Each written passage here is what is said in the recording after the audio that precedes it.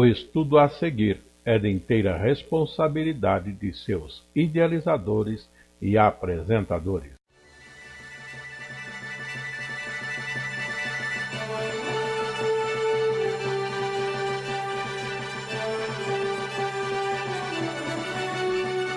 Dentro da série Personagens Bíblicos, vamos estudar com o pastor Afonso Chaves a vida de Saul.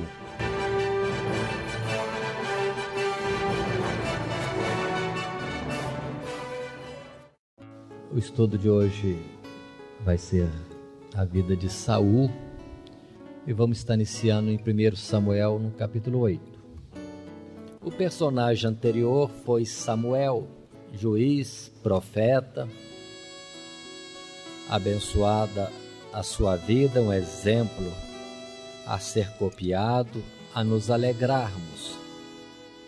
Mas foi no final da vida de Samuel que aparece o que leva a Saul. Porque diz a palavra, desde o verso 4 do capítulo 8, que os anciãos do povo de Israel, povo de Deus na antiguidade, como figura do povo de Deus real hoje, os anciãos chegaram a Samuel dizendo daquela forma que ele já estava velho, os filhos dele não andavam no caminho do Senhor, pelo que o povo queria um rei. O povo queria um rei. No capítulo 8, registra-se que Samuel se entristeceu, foi orar a Deus, mas Deus lhe disse que antes dele, o povo de Israel tinha rejeitado a ele mesmo, Deus, para que ele, Deus, não reinasse sobre o povo. Isto mostra que em todo o tempo da nação de Israel, o líder real do povo de Deus, ainda que não era visto, era o próprio Deus. E o povo não andando por fé e observando as nações em redor, que as nações tinham cada uma o seu rei visível, queriam para si um rei. Ainda mais que estavam com medo. Na verdade, estavam com medo, porque os amonitas estavam se preparando para a guerra contra Israel. E de onde virá o socorro? Em vez de olhar para o Senhor que fez os céus e a terra, e que já tinha dado muitos livramentos tremendos no tempo de Samuel, não, queremos um homem na nossa frente, como rei. Rejeitaram Samuel, mas antes rejeitaram a Deus, mostrava na verdade uma falta de fé,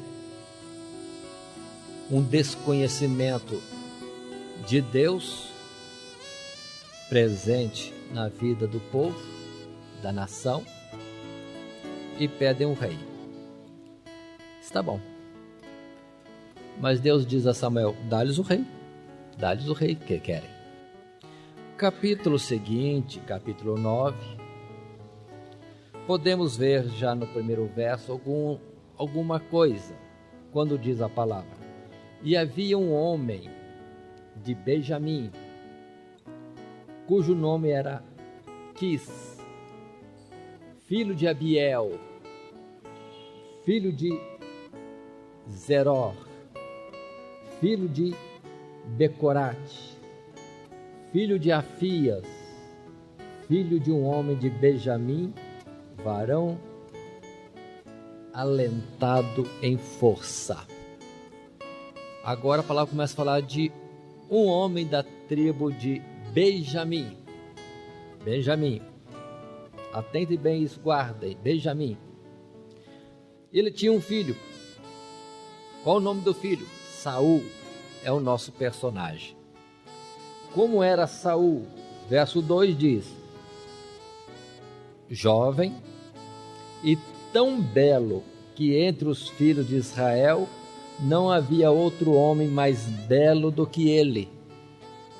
olhando alguém para Saul, ele era muito belo. Continua o verso ainda a dizer que ele era alto, já dos ombros para cima, já se fazia notar no meio do povo, tinha uma estatura avantajada.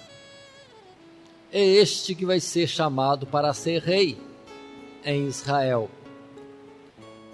Quais as qualidades dele? Belo, alto. Mais alguma coisa? Da tribo de Benjamim. Mais alguma coisa? Só isso. Só isso. Para provocar o encontro de Saul com Samuel, Deus provoca que algumas jumentas do pai de Saul se percam e Saul é designado a procurar. E nessa saída vão longe, até chegar perto da morada ou de onde estava Samuel. E alguém diz: vamos procurar o vidente, conforme era a expressão da época, assim chamavam o profeta, perguntar para ele sobre as jumentas. E Deus tinha falado a Samuel que certamente, na ocasião aprazada, Deus o faria ver a Saul, aquele a quem ele tinha escolhido para ser rei. E lá chega Saul, encontra Samuel. Samuel já descansa ele: com respeito a jumento, já achou, não se preocupa disso. A questão é outra agora. No capítulo 9, no verso 26, nós temos Saul, hóspede de Samuel, e acordando cedo, Samuel o tira para fora e vai declarar a ele aquilo que da parte de Deus estava designado. No capítulo seguinte, já no capítulo 10, vemos Samuel ungindo a Saul como rei em Israel. Verso 1 diz: então tomou Samuel um vaso de azeite e lhe derramou sobre a cabeça, e o beijou, e disse: porventura te não tem ungido o Senhor por capitão sobre a sua herdade? Aí está. Interessante que Samuel não afirmou, deixou a pergunta. Um caso que tenho destacado algumas vezes. Hoje nós temos muita gente falando: Deus falou. Deus falou isso, Deus falou aquilo, depois é uma confusão. É uma confusão. Muitos usando o nome do Senhor, dizendo que o Senhor falou. Mas às vezes é mais delicado e prudente deixar a questão no ar. Não falou o Senhor isso, aquilo e aquilo outro? E aquele a quem é enviada a palavra deve buscar a Deus para ver se é mesmo Deus quem está falando. Se a questão é esta. E muitos são prontos a dizer: Deus falou. Nem por uma parte, nem por outra, há prudência de saber se de fato Deus falou. Mas aqui, Samuel dá a Saul 3 sinais do que estaria acontecendo a partir de então, para que Saul tivesse certeza que era coisa de Deus, e antecipa os acontecimentos. E um desses 3 acontecimentos refere-se que ele se encontraria com um grupo de profetas e seria tomado pelo Senhor, e a partir de então seria mudado o seu coração. Observem, é útil e é verdadeiro que Saul não tinha capacidade de nada. Mas Samuel falou que Deus iria mudar o seu coração. E de então, após os 3 acontecimentos proféticos, o que lhe viesse a fazer que Saul fizesse, porque Deus estaria impelindo naquele projeto da sua existência. E acontece essas coisas, e quando acontece essa terceira, de Saul se envolver com os profetas e ser achado entre eles profetizando, ficou um provérbio em Israel desta forma: está Saul no meio dos profetas?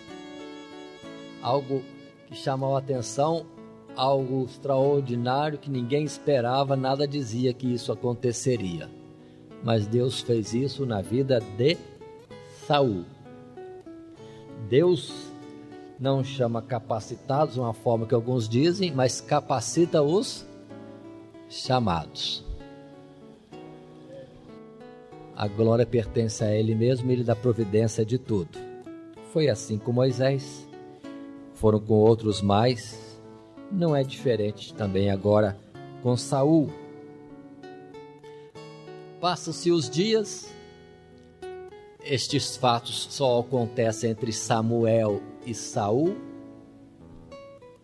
As coisas estavam escondidas, mas como o povo esperava uma resposta, e Samuel disse que lhes daria o rei, lhes apresentaria, chegou o tempo de Saul ser apresentado ao povo. É convocado o povo. Onde está Saul? Procurem por Saul. Onde está? Escondido. Escondido. Acanhamento, vergonha, timidez, qualquer coisa desta.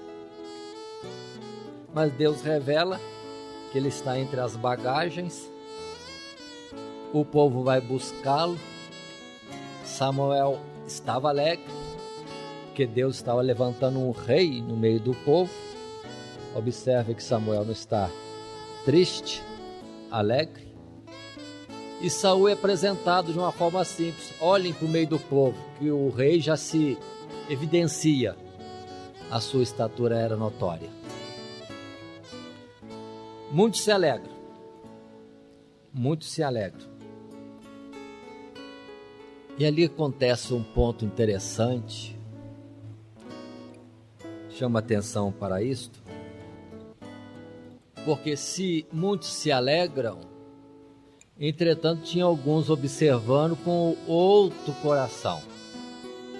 Qual é o coração? No verso 27 desse capítulo 10, encontramos um verso que diz assim: mas os filhos de Belial disseram: é este o que nos há de livrar? E o desprezaram, e não lhe trouxeram presentes. Porém ele, Saul, se fez como surdo. É interessante este verso. Filhos de Belial, no meio de um acontecimento no meio do povo de Deus, tinha filho de Belial lá. Entre outras palavras, usando eu essa palavra, espiões das trevas, atentos. E aponta-se um rei do povo de Deus. E eles olham e zombam, desprezam a Saul, perguntando: é este que vai nos livrar? Porque a promessa de que viria um redentor, alguém que seria rei, livraria o povo, etc., já estava na mensagem para o povo de Deus e nas hostes celestiais também. Quando falaram que o rei era Saul, até os demônios olharam e desprezaram, porque também eles não tinham visão espiritual, porque o rei não era um homem comum, era alguém especial, era o Emanuel, era o próprio Deus que via estar conosco. Então observem esse aspecto de olhar na figura e não ter a visão espiritual das coisas, querer ver na aparência e no aspecto físico e não ver qual é a atuação de Deus. Também esse rei seria passageiro como outros reis mesmo, porque Deus tinha um plano diferente. E o seu rei já estava determinado, desde que podemos ler o Salmo 2, ou outros salmos que diz: o Senhor reina, e o rei seria aquele que seria chamado Filho do Altíssimo. Mas desprezaram a Saul, e Saul foi prudente de deixar para lá, fazer de conta que não ouviu nada. É o Saul sendo dirigido por Deus com alguns cuidados. Entretanto, irmãos, na constituição de Saul como rei, ficou um alerta muito claro da parte de Samuel, de que eles se encontrariam numa certa data em Gigal, uma cidade de Israel, e que Saul não poderia fazer nada enquanto Samuel não chegasse. Essa ordem estava expressa. Você é rei, está ungido rei, entretanto, atende. Vamos nos encontrar em Gigal e não faça nada até que eu chegue. E apresente o sacrifício a Deus e siga-se o que tiver que seguir. Está bom. Dentro da vida de Saul vão acontecer fatos notáveis, como aqui mesmo podemos ver no capítulo seguinte, 11, verso 1. Então subiu Naás, amonita, e sitiou a Jabes de Gileade. E disseram todos os homens de Jabes a Naás: faz aliança conosco e te serviremos, porém deixa-nos buscar socorro. Pronto, uma cidade é cercada pelos inimigos, os amonitas.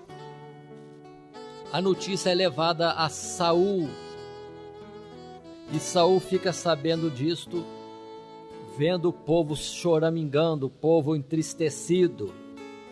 O verso 5 deste capítulo 11 conta que Saul pergunta: o que acontece com o povo que chora? É porque o inimigo tinha se levantado em guerra. A partir desse verso 5, vemos que Saul é tomado de uma valentia e determina que todo Israel se ajunte a ele para a batalha. E esta palavra espalhada, há um temor de Deus caindo sobre todo o Israel, e eles se ajuntam a Saul para a batalha contra Naás, contra a nação de Amon. Observe que era esse mesmo que o povo estava temendo antes. E chegou o dia. Será que o rei vai livrar? O rei não livra. Mas no registro da Sagrada Escritura vemos Saul sendo impelido poderosamente, e de fato a batalha é ganha, Israel é livre dos amonitas. Vitória de quem? Na aparência, Saul. Está bom. E o povo ficou tão alegre que vão fazer festa. Fazem festa, ficam alegres. E alguns do meio do povo começam a perguntar: onde estão aqueles que desprezaram a Saul? Vamos atrás deles, vamos matá-lo, ou matar a eles. Mas observam uma expressão muito boa que Saul coloca aqui também, quando no verso 13 desse capítulo 11, deixa para nós essa palavra: porém Saul disse: hoje não morrerá nenhum, pois hoje tem feito o Senhor um livramento em Israel. Pronto. E continua a festa. Saul agindo com prudência, Saul tendo sabedoria, Saul tendo socorro de Deus. Quanta coisa boa. Muita coisa boa. E passa os seus dias. Capítulo 13 vai revelar para nós uma nova situação. nova guerra se levanta. E conforme a ordem de Samuel, Saul aguarda a Samuel. Aguarda um dia, aguarda 2 dias, aguarda até 7 dias. Mas naquele estado de expectativa, esperando, e as tropas do inimigo se reunindo para a batalha, começou a cair um medo no povo, uma inquietação, e muitos estavam abandonando o exército e indo embora para suas casas. E o mesmo Saul ficou perturbado. O pessoal está indo embora? Samuel não chega? O verso do capítulo 13, verso de número 9, diz: Então disse Saul, trazei-me aqui um holocausto e ofertas pacíficas. E ofereceu o holocausto. Aqui não diz quem ministrou isto. Será que o próprio Saul fez isto? Tomou o animal do sacrifício, sacrificou e apresentou a Deus naquele momento? Será que foi isso que aconteceu? Poderia ele fazer isso? O verso seguinte, 10, diz que sucedeu que, acabando ele de oferecer o holocausto, eis que Samuel chegou. Quanto tempo? Meia hora? 1 hora? 2 horas? 12 horas? Dia seguinte? Verso 11. Então disse Samuel: que fizeste? Disse Saul: porquanto via que o povo se espalhava de mim, e tu não vinhas nos dias aprazados, e os filisteus já se tinham ajuntado em Miquimás, eu disse: agora descerão os filisteus sobre mim, a Gigal, e ainda a face do Senhor não irei. E forcei-me, leio de novo a palavra, e forcei-me, e ofereci holocausto. Então ele mesmo confessa que ele foi contra ele mesmo, sabendo que não era para fazer e fez, sabendo que tinha que esperar Samuel e não esperou mais. Apresentou o sacrifício. Irmãos, quem pode fazer a apresentação, a ministração do sacrifício? Só o sacerdote. De que tribo? Levi. De qual família? Família de Arão. De que tribo é Saul? Benjamim. Então ele saiu da posição. Saiu da posição, só isso. Ah, desculpas, o povo estava indo embora. Você não chegava, nem na hora marcada. Nada justifica. Ele mesmo diz: forcei-me e sacrifiquei ao Senhor. Cuidado, né, irmãos? As coisas de Deus não são fáceis, são um mistério. Aqui está um deles na vida de Saul. De fato, Samuel atrasou. Mas será que o tempo dado para Samuel era o tempo segundo os homens ou se o tempo segundo Deus? Será que Samuel de fato atrasou? Havendo uma falha, vamos supor isto, em Samuel chegando atrasado, justificaria Saul errar? Então ele ultrapassou os limites. Como o rei não ficou na posição de rei, mas antes assumiu a posição sacerdotal que não lhe foi dada. Transgrediu. E tinha um alerta: me aguarde, me aguarde. Pronto, aqui está uma falha grave de Saul. Tanto assim que no verso 13 Samuel não poupa e fala claro. Então disse Samuel a Saul: agiste neciamente, loucamente, tolamente, e não guardaste o mandamento que o Senhor teu Deus te ordenou. Ele falhou com Deus nessa posição, nesta hora. Então não era questão do que Samuel tinha dito, era que Deus tinha dito. E agora algo grave nessa sequência de fatos. Diz assim: porque agora o Senhor teria confirmado o teu reino sobre Israel para sempre. Porém agora não subsistirá o teu reino.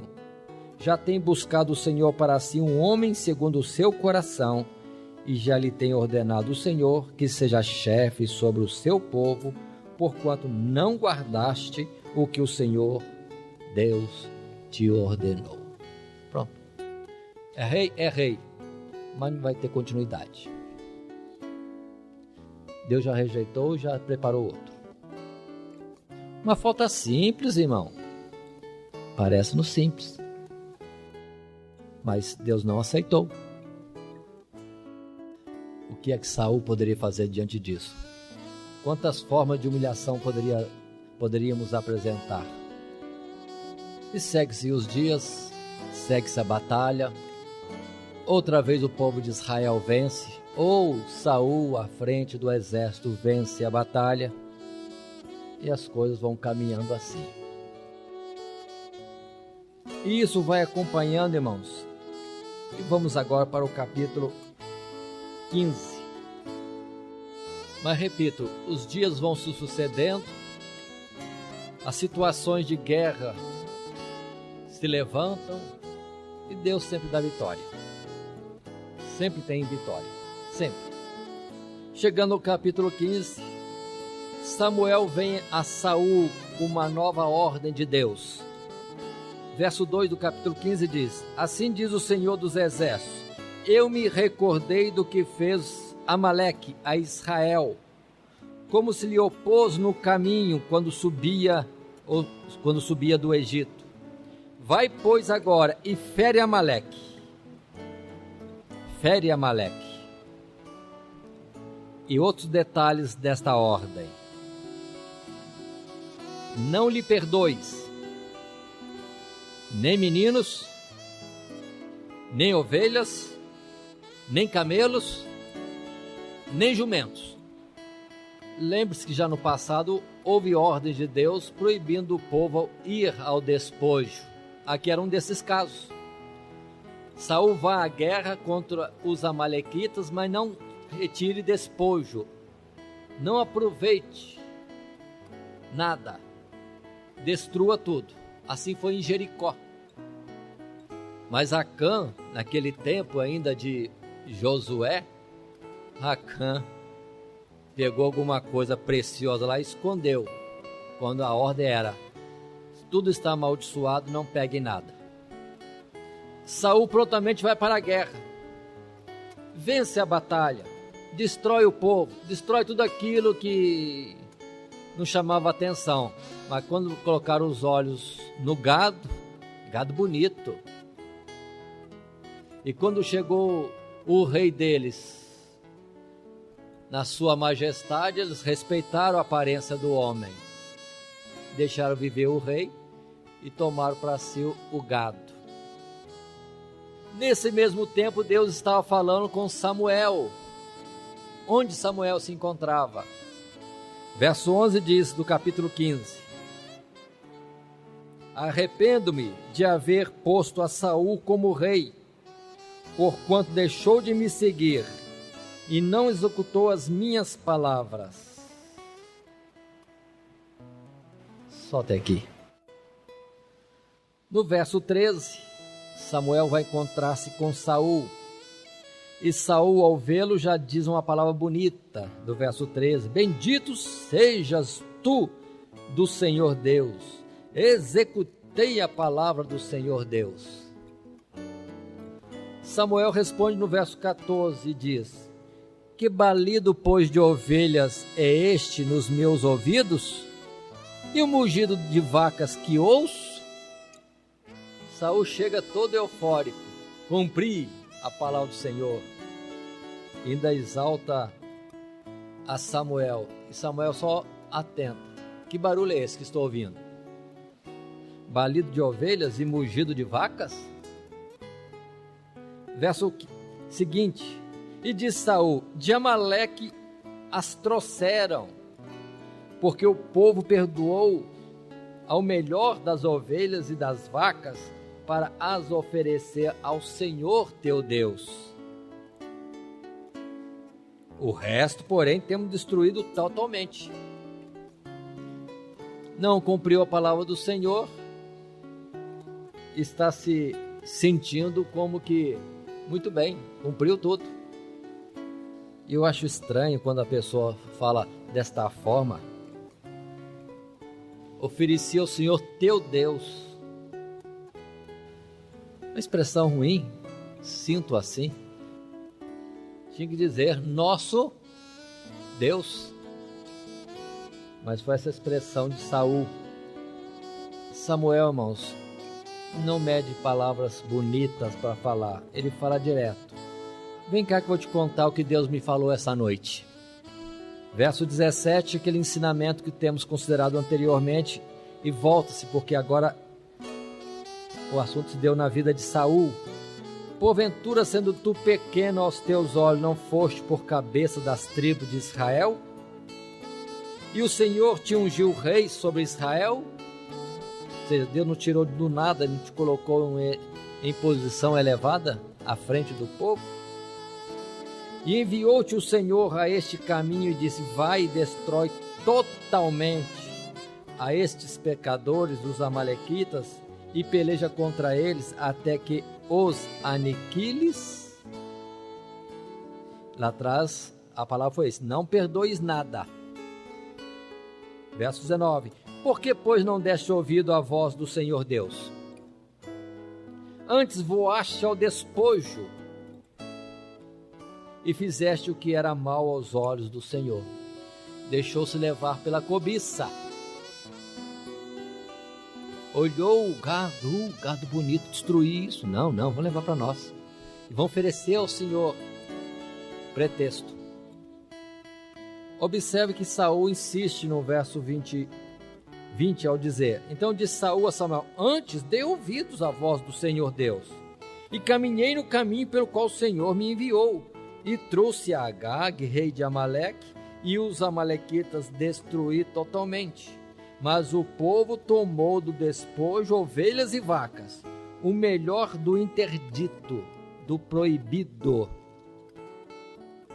para oferecer ao Senhor teu Deus em Gigal. Ainda insiste que fez sim, fez o que Deus mandou. Nós precisamos ter cuidado. Por não guardarmos precisamente a palavra de Deus, vem o erro. Observe que Saul está trocando tudo. Deus disse isso. Ou seja, destruir os amalequitas, não perdoar nada. Nem jumentos, nem ovelhas, nem camelos, nem homem algum, nem meninos, nem crianças. Ele perdoou o rei e o melhor do gado.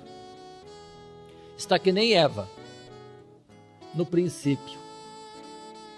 Deus deu uma ordem e Eva estava com o entendimento errado.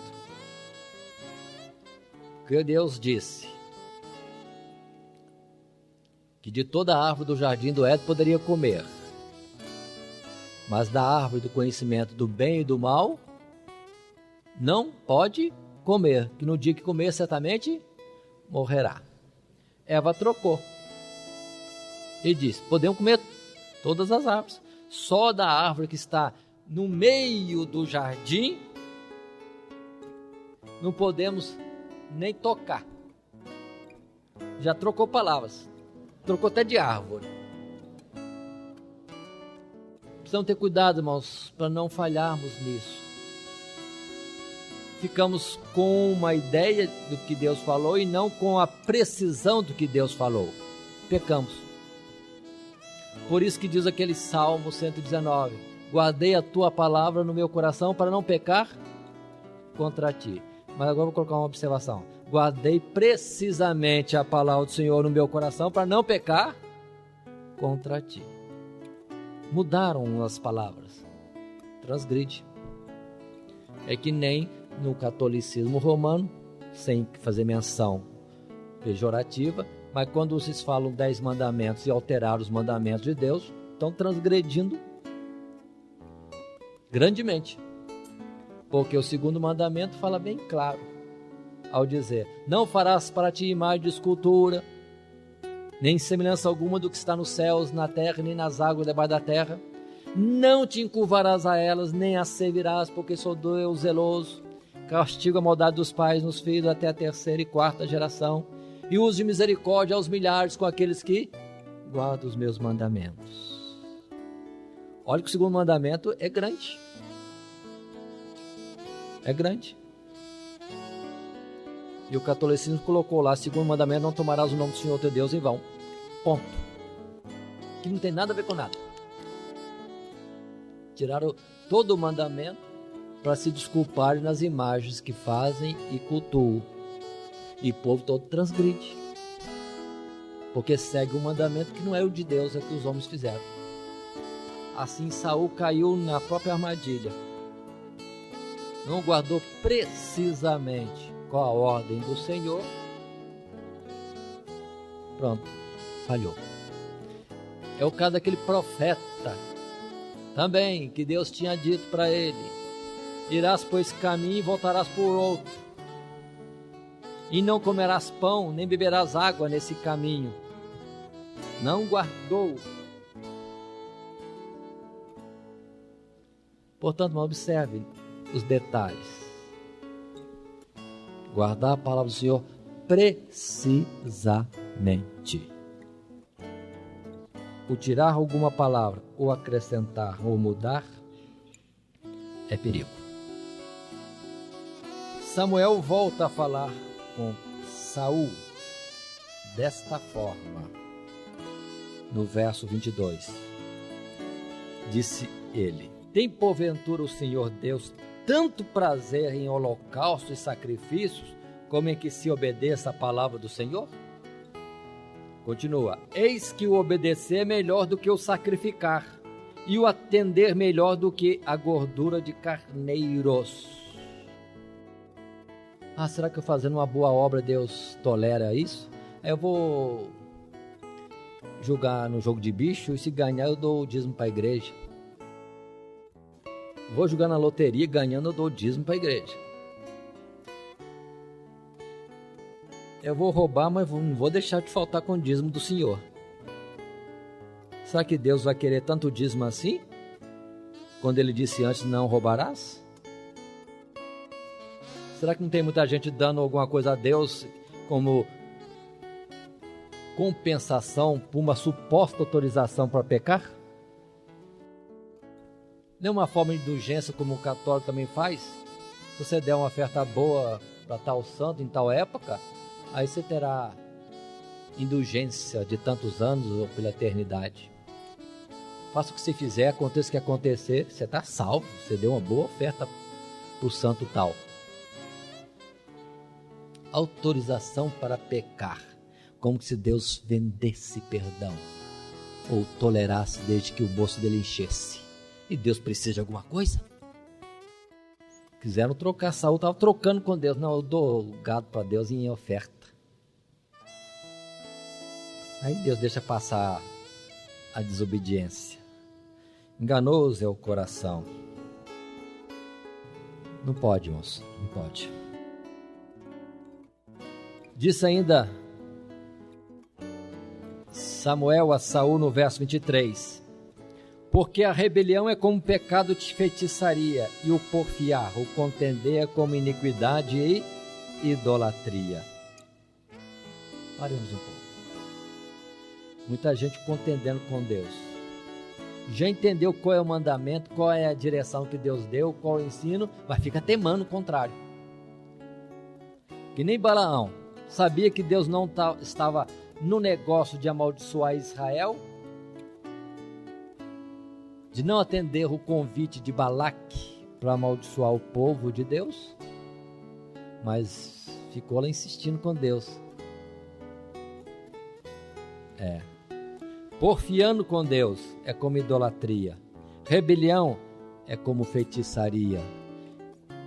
Às vezes no evangelho nós aqui podemos falar: não, mas nós não temos imagem de escultura, nós não somos idólatras, nós não somos feiticeiros. Se tiver rebelião e contenda, tem idolatria e tem feitiçaria. Não podemos nos gloriar por não fazer uma coisa se fazemos outra. Não fazemos imagem de escultura, mas fazemos outras coisas. E vai aí o caso do casamento, do divórcio. O católico, claramente ou não claramente, proibindo o divórcio e um segundo casamento, está melhor do que o evangélico. Está dizendo que não tem importância, tem direito de ser feliz, pode deixar essa aí ou esse aí e casar com outro. Quando Jesus já disse claramente que aborrece o divórcio. E está escrito que o marido está preso à mulher, a mulher ao marido, enquanto ambos viverem. Então é contender contra Deus, insistir numa coisa que está claro. É tapar os ouvidos e querer só aquilo que interessa. É como o catolicismo tirou o mandamento e colocou outra coisa. E as desculpas são várias. Mas Jesus deixou, no caso de prostituição, Jesus deixou divorciar.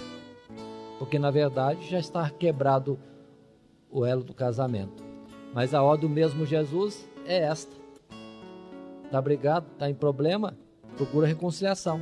Se não reconcilie, fique sem casar. 1 Coríntios capítulo 7. Ah, mas não foi Deus que fez. Está escrito lá que Deus ajuntou, não separe o homem. Não foi Deus que juntou. Tudo é procura de desculpas para continuar em transgressão. É porfiar, é contender com Deus. Isso é pecado de idolatria. É uma rebelião, é pecado de feitiçaria. Então não vamos colocar um véu bonito de evangélico, achando que com isso pode pecar de outras formas sutis. Não abertamente contra os mandamentos. Pronto. Nessa palavra, após esses momentos, Saul chega a dizer uma expressão assim, verso 25: agora, pois, te rogo, perdoa-me o meu pecado e volta comigo para que adore o Senhor. Para que está pedindo perdão? Eu estou entendendo bem o texto? Deixa eu ler de novo. Agora, pois, te rogo, perdoa-me o meu pecado e volta comigo para que adore o Senhor Deus. Está pedindo perdão para quem? Mas contra quem que ele transgrediu? Contra Deus. Pede perdão para Samuel. Verso 26. Porém Samuel disse a Saul: não tornarei contigo, porquanto rejeitaste a palavra do Senhor, já te rejeitou o Senhor Deus, para que não sejas rei sobre Israel. 27. E virando-se Samuel para ir embora, ele lhe pegou pela borda da capa e a rasgou. Ao Saul pegar na capa de Samuel para detê-lo, rasgou a capa. Que disse Samuel? Verso 28. Então Samuel lhe disse: o Senhor tem rasgado de ti hoje o reino de Israel e o tem dado ao teu próximo melhor do que tu. Diz mais Samuel: e também aquele que é a força de Israel não mente, nem se arrepende, porque não é um homem para que se arrependa. Não perguntaram há pouco o que deveria fazer Saul? Quantas formas de pedir perdão e misericórdia poderíamos apresentar, poderiam ser realizadas? Mas observe o que Saul faz. Verso 30 do capítulo 15. Saul diz assim: pequei, honra-me, porém, agora diante dos anciãos do meu povo e diante de Israel, e volta comigo para que adore o Senhor teu Deus. Honra-me. Saul não estava entendendo nada. Saul não estava entendendo nada. Saul já perdeu a visão de tudo. Acabou de pecar contra Deus e vai lá adorar a Deus? Acaba de matar, lava a mão do sangue e vai lá adorar a Deus? Acaba de roubar, se arruma e vai lá adorar a Deus? Peca de uma forma e outra, como diz em certo lugar Salomão, limpa a boca e diz assim: o que eu fiz demais? E vai adorar a Deus? Assim foi Saul. não está conhecendo a santidade de Deus. E fica então um Saul rejeitado no meio do povo.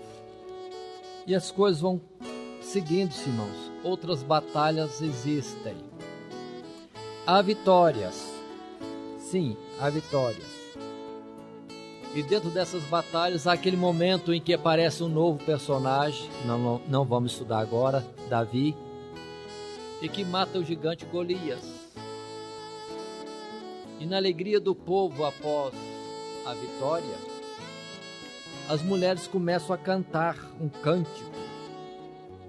No capítulo 18, lá na frente 18, no verso 7, vai dizer: e as mulheres tangendo, tocando seu instrumento, respondiam umas às outras e diziam: Saul feriu os seus milhares, porém Davi os seus 10 milhares. Verso 8. Então Saul se indignou muito, e aquela palavra pareceu mal aos seus olhos, e disse: 10 milhares deram a Davi, e a mim somente milhares. Na verdade, que lhe falta, senão só o reino. Verso 9. E desde aquele dia em diante, Saul tinha Davi em suspeita. Aí está. A tudo isso, acrescenta isto aí: a vaidade, a presunção, a falta de humildade, falta de arrependimento, levam a Saul estar agora contra Davi. Mas o que acontece quando Deus rejeita a Saul de uma forma assim tão declarada e definitiva? Diz a palavra que o Espírito de Deus se afastou de Saul e veio sobre Saul um espírito mau. Observe, irmãos, Deus protege e Deus desprotege. Até o mal, aqui agora, um espírito mau que vem sobre Saul, vem da parte de Deus, permitido por Deus, deixando Saul inquieto, agitado, sem paz, com insônia. O que mais? Tanta coisa poderia ser.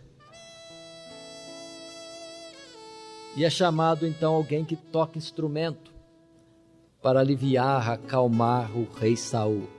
E quem vem tocar instrumento é Davi.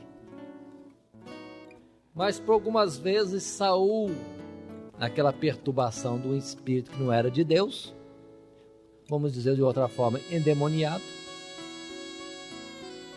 quer matar a Davi com a lança. E Davi, uma vez, outra vez, consegue escapar, até que por fim, diante de uma perseguição declarada, Davi foge.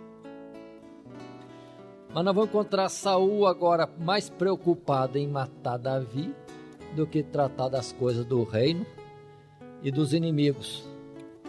As nações vizinhas sempre em guerra contra Israel. Mas Davi lhe poupa a vida uma vez, duas vezes. E naquele momento parece que vem uma lucidez em Saul. Vem uma lucidez. Ele reconhece que Davi lhe poupou a vida. E chega mesmo a dizer que, de fato, ele, Davi, seria rei, o seu reino seria bem sucedido, seria próspero. Pede até misericórdia para não matar sua descendência, quando ele, Davi, assumisse o reino.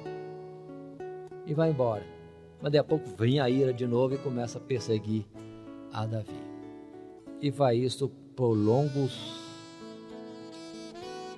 tempos, em acontecimentos seguidos no meio do povo. Mas, mais à frente, no capítulo 22, numa dessas fugidas de Davi, lembrando que Davi era genro, chegou a ser genro de Saul, Então Saul não só estava querendo matar a Davi como uma pessoa, um herói nacional, mas ao seu genro, marido da sua filha. Que Davi, fugindo, chegou até aos sacerdotes e pediu alguma coisa para comer. E os sacerdotes, não sabendo da questão alguma, entregaram para ele pão, espada, e Davi seguiu o seu caminho. Esse fato simples chegou a Saul. Os sacerdotes de tal cidade deram pão e espada para Davi. Saul ficou irado e chamou os sacerdotes daquela cidade para estarem diante dele. Ele questiona sobre eles se rebeliarem contra ele, rei Saul. E no verso 14 do capítulo 22, encontramos o sacerdote Aimeleque dizendo ao rei, desta forma, observe, irmãos, quem entre todos os teus criados há tão fiel como Davi, o genro do rei, pronto na sua obediência e honrado na sua casa? Comecei, porventura, hoje a consultar por ele a Deus? Longe de mim tal. Não impute o rei coisa nenhuma a seu servo, nem a toda a casa de meu pai, pois o teu servo não soube nada de tudo isso, nem muito, nem pouco. O sacerdote explicou.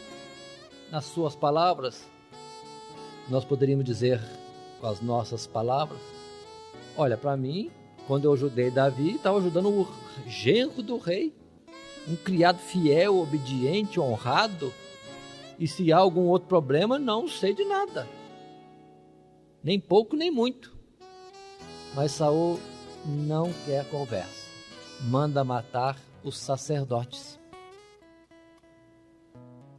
Quando ele manda matar os sacerdotes, nenhum dos seus servos, seus criados, seus soldados quer fazer isso. Não, sacerdotes ungidos por Deus, não. Não, ninguém quer fazer isso. Mas Saul não deixa por menos. Chama um estrangeiro e diz, acaba com os sacerdotes. Observe que Saul está intolerante. Com ele não tem diálogo nem explicação. Não há temor nenhum, nem respeito com as coisas de Deus. Mata os sacerdotes.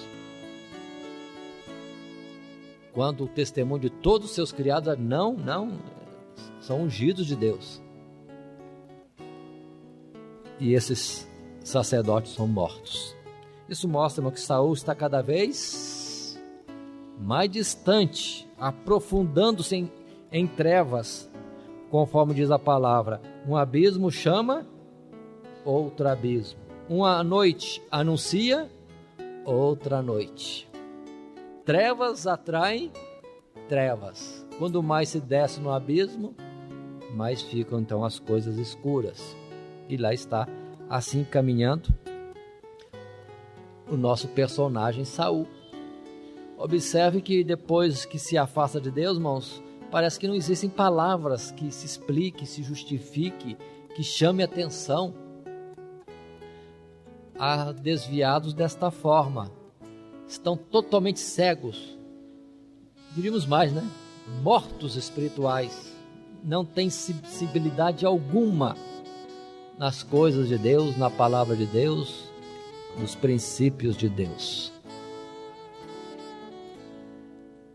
E segue-se os fatos, até chegar ao capítulo 28. Finalzinho da carreira já, desse nosso personagem, Saul.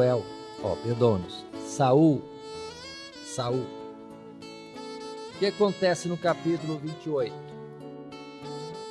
Nova guerra contra os filisteus. Nova guerra. de tantas outras guerras, era algo que poderia ser considerado comum. Mas Saul está inquieto, não tem paz de forma nenhuma. E ele vai consultar Deus. E Deus não responde. Nem por sonho, nem por profeta, de forma nenhuma. Não há resposta de Deus. Que diz ele, o que pensa ele? Bom, Deus não responde. Alguém sabe de alguma feiticeira aí? Algum pai de santo? Algum médium bom aí que a gente possa consultar? Alguém que lê a mão ou lê cartas? Colocando junto as linguagens de hoje. Que possa dizer alguma coisa para nós? Saul fazendo isso. Rei no meio do povo de Deus, procurando feiticeira. E alguém acha sempre alguém que dá a resposta. Ah, em tal cidade tem. Tem uma lá que lê sorte, sabe o futuro, lê na bola de cristal, sabe manejar as cartas, sabe julgar, búzio que chama? Tarô. Tanta coisa na linguagem de hoje. E lá vai Saul consultar uma feiticeira. Diz o verso 8 do capítulo 28, Saul se disfarçou e vestiu outras vestes. E foi ele com 2 homens. E de noite vieram a mulher e disse para a mulher: peço-te que me adivinhes pelo espírito de feiticeira e me faça subir a quem eu te disser. É outro ponto difícil nas Sagradas Escrituras, mas se ficarmos só precisamente na palavra de Deus, não há engano. Verso 9, a mulher, a feiticeira, responde: eis aqui, tu sabes o que Saul fez. O que tem feito Saul? Destruído da terra os adivinhos e os encantadores, porque pois me armas um laço à minha vida para me fazer matar? A mulher, opa, estão querendo consultar uma feiticeira que eu adivine? Mas você não sabe que Saul está matando toda a feiticeira que tem por aí? Todo adivinho, todo encantador, todo mundo que anda nesse princípio. E observe que isso era o que determinava a palavra de Deus. Saul fazia isso antes. Agora ele, em vez de perseguir, está buscando socorro na feiticeira. Verso 10 do capítulo 28. Então Saul lhe jurou pelo Senhor Deus, dizendo: vive o Senhor Deus, que nenhum mal te sobrevirá por isso. Meu Deus, essa palavra de Deus está ficando muito comum demais. Comum demais. Vai pecar, incita a outra pessoa a transgredir e diz: jura por Deus que não vai acontecer nada. Que cegueira, que absurdo. E segue os fatos. A mulher pergunta: a quem te farei subir? Ele diz: a Samuel. Verso 12. Vendo, pois, a mulher a Samuel, gritou em alta voz. E a mulher falou a Saul, dizendo: por que me tens enganado? Pois tu mesmo és Saul. Então a mulher, fazendo as consultas dela, descobriu que quem estava falando com ela era o próprio rei Saul. Verso 13. O rei lhe disse: não temas, porém, que é o que vês? Então a mulher disse a Saul: vejo deuses que sobem da terra. E Saul pergunta: como é a sua figura? E disse ela: vem subindo um homem ancião e está envolto numa capa. Agora, por favor, com todas as letras. Entendendo Saul que era Samuel, inclinou-se com o rosto em terra e se prostrou. entendendo o cego, o morto espiritual que era Samuel. Era Samuel? Era Samuel? Aquele que foi ao pó volta? Não volta. Observem, Deus não estava respondendo a Saul de forma nenhuma. E Deus falaria pela boca de uma feiticeira? De forma nenhuma. Deus não se rebaixa tanto, transgredindo o seu próprio mandamento.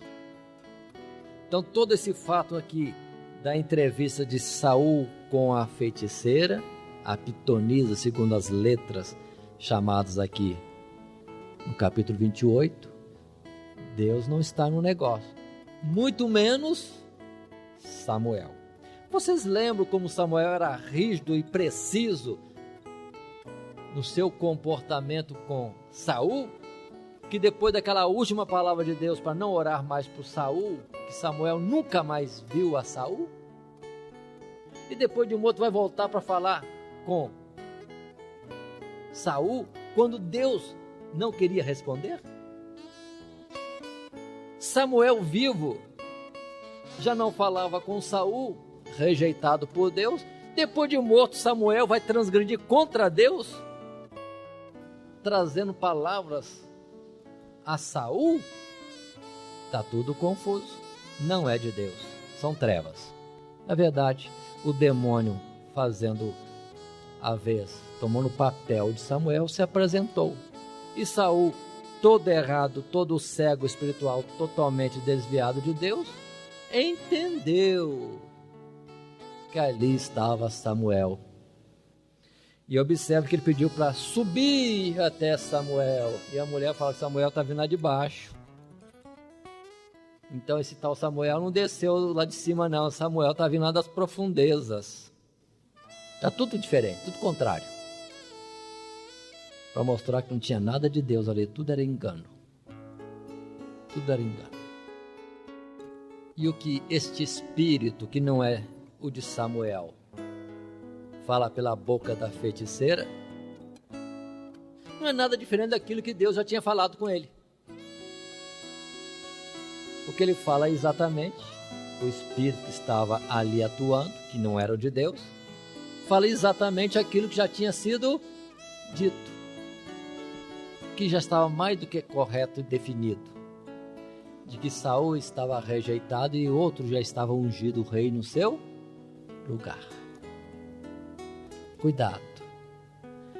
Aqui ainda se diz, esse espírito diz: amanhã tu e teus filhos estarão comigo. Vão estar na morte e nas trevas. Mas com Samuel, nunca. A sorte do justo não é igual à sorte do ímpio. Ou a sorte do ímpio não é igual à do justo. Malaquias fala bem claro que haverá o tempo em que se verá a diferença do que serve a Deus do que não serve. É uma separação grande. Vinde benditos, e para outros, ide malditos. Precisamos ter cuidado nesse capítulo 28, porque a descrição vai se desenvolvendo como o entendimento de Saul, de que era Samuel, mas não era Samuel. Não se esqueçam da palavra que precisamente diz: os mortos não têm parte alguma no que sucede debaixo do sol. Lembre-se da parábola do rico e Lázaro, que Jesus contou. Há um grande abismo, ninguém vem de lá para cá, nem daqui pode ir lá, e nenhum morto vai ressuscitar para evangelizar o vivo, porque todos já têm a palavra de Deus, todos têm a sua oportunidade no tempo da sua existência na terra. Pronto. Infelizmente, o que acontece, nós vamos ver somente agora no capítulo 31, dentro da narrativa ou do registro do estudo da vida deste personagem, Saul, que ele vai para a guerra, capítulo 31. E o verso 3 diz: e a peleja se agravou contra Saul, e os flecheiros o alcançaram. E muito temeu por causa dos flecheiros. Então disse Saul ao seu pajem de armas: arranca tua espada e atravessa-me com ela, para que porventura não venham estes incircuncisos e me atravessem e escarneçam de mim, zombem de mim. Porém o seu pajem de armas não quis, porque temia muito. Então Saul tomou a espada e se lançou sobre ela. Suicídio. Coisa terrível, coisa tremenda. E no dia seguinte, vêm os filisteus para fiscalizar o campo de guerra, tirar os despojos, os bens aproveitáveis dos falecidos, do exército vencido. Acham a Saul, cortam a ele em pedaços o seu corpo e de penduram, para a vergonha de Israel, para desprezo de Saul. Mas entretanto, lá de Jabes de Gileade, onde Saul teve a sua primeira guerra, a sua primeira batalha contra os amonitas, vêm os habitantes daquela cidade, retiram o corpo e dão sepultura digna a Saul. Este é o registro da história da vida de Saul. Poderíamos completar um pouquinho mais, avançar em 1 Crônicas, no capítulo 10.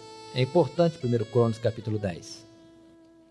Quando ali, no outro texto, talvez um escrito de outro servo de Deus, ficou registrado palavras claras sobre esse juízo, quando no verso 13 se diz, contando a mesma história: assim morreu Saul por causa da sua transgressão, com que transgrediu contra o Senhor, por causa da palavra do Senhor, a qual não havia guardado, aquelas faltas primeiras, e depois, e também porque buscou a adivinhadora para a consultar.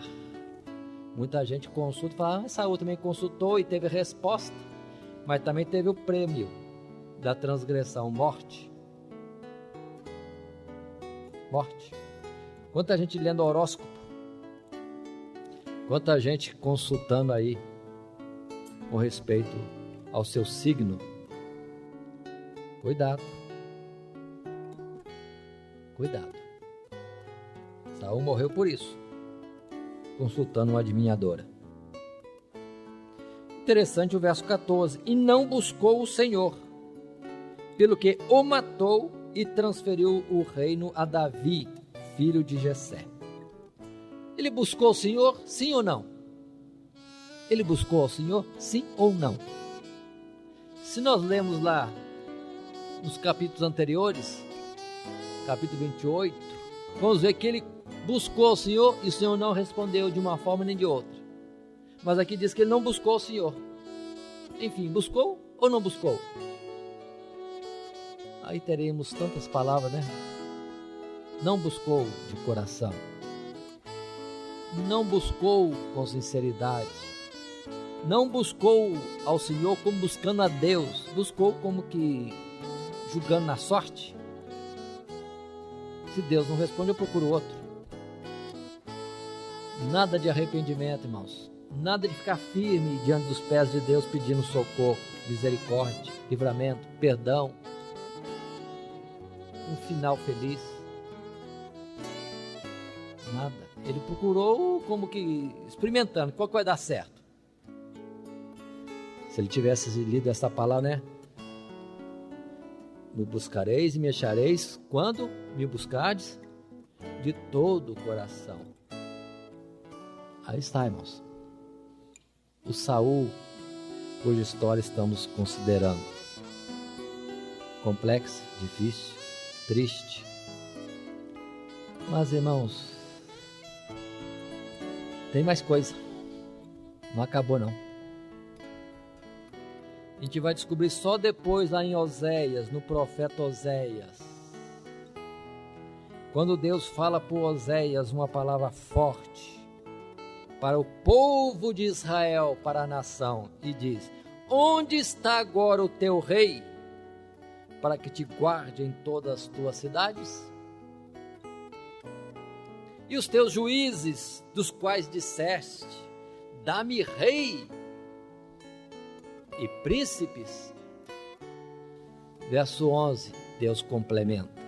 Oséias, capítulo 13, agora verso 11.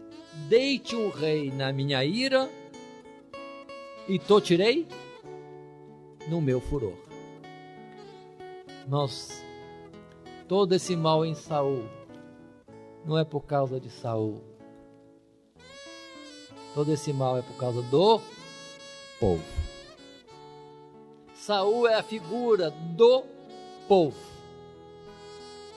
Deus, ao escolher no meio de Israel um homem para ser rei, conforme o pedido do povo, Deus deu um homem no coração do povo. A vida, a forma de agir de Saul é a forma de agir do povo. Deus mostrou para eles o retrato deles. Olha o retratinho de vocês aqui, ó. Parece fiel, mas por pouco tempo. Parece que guarda a minha palavra, mas guarda aquilo que vocês entendem e querem que seja a minha palavra. Por fim, é contenda e rebelião. Seria como esse ditado: cada povo tem um rei que merece.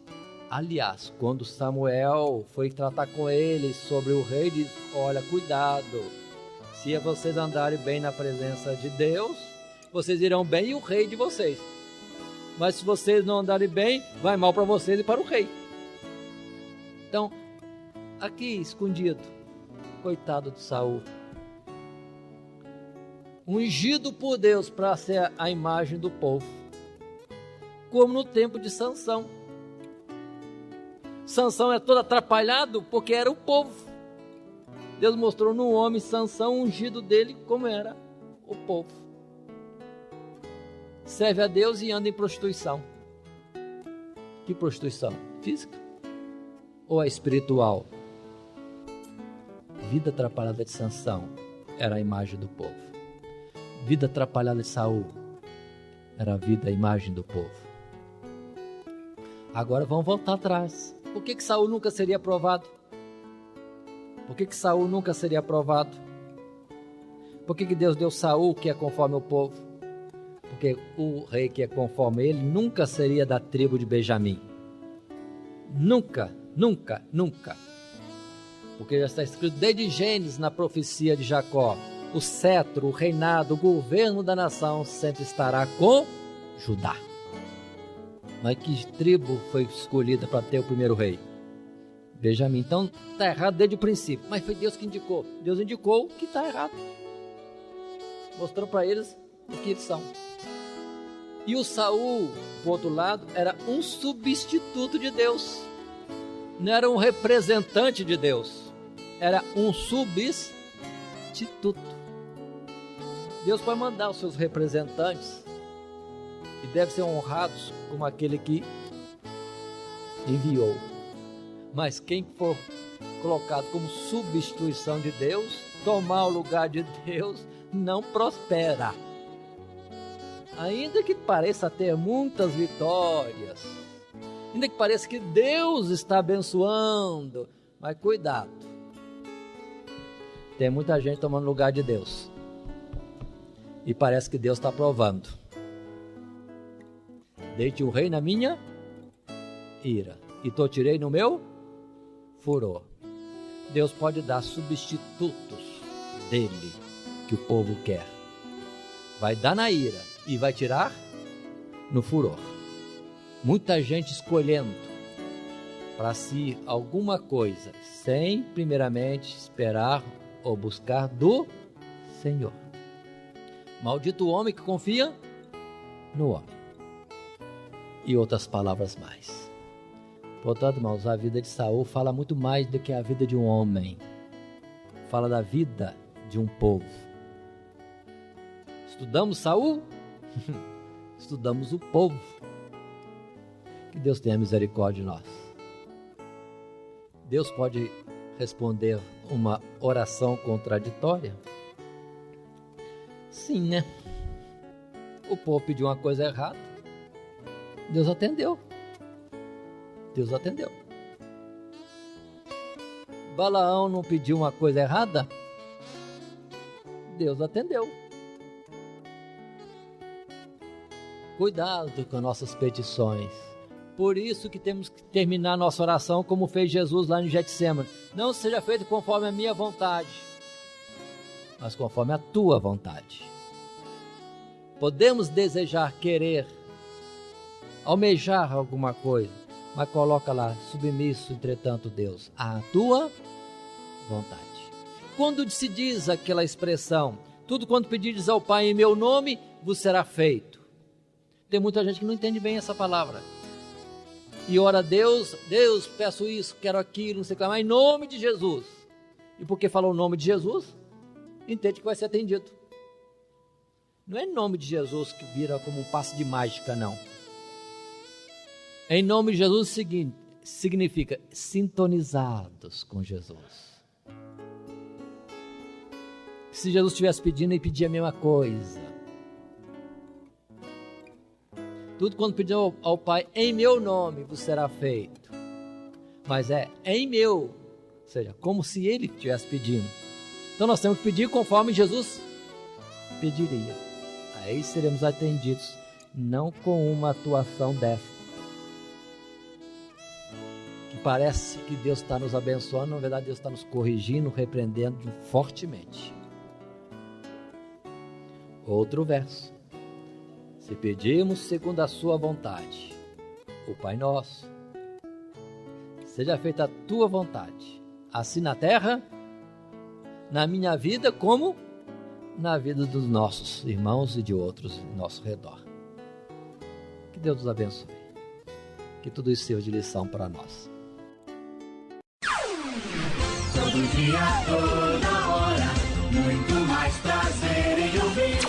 Radionet Grata Nova. Web Rádio, a qualidade que faz a diferença, cada vez mais necessária. Rede Grata Nova de Evangelização. Acesse nosso site www.horadadecisão.com.br. Hora da Decisão, tudo junto, sem acento.